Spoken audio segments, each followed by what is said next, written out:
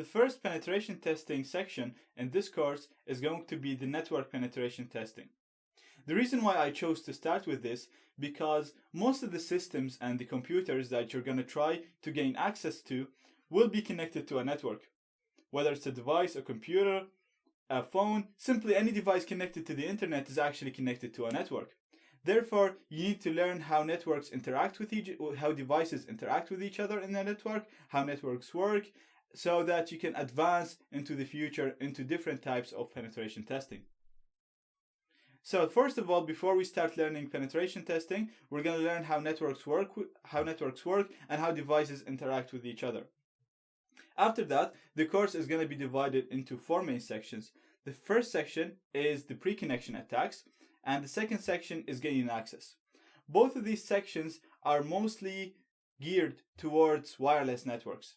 The reason behind this is usually with a wireless network, there is protection, there is encryption, so you need to use a key in order to connect to the network. So there is WEP, WPA, and WPA2 encryptions that we're going to learn how to break.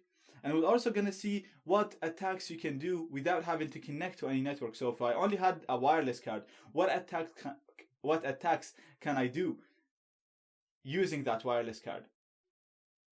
The reason why the first 2 sections don't talk about wired networks, because if you wanted to gain access to a wired network, simply all you have to do is connect your Ethernet cable to that network.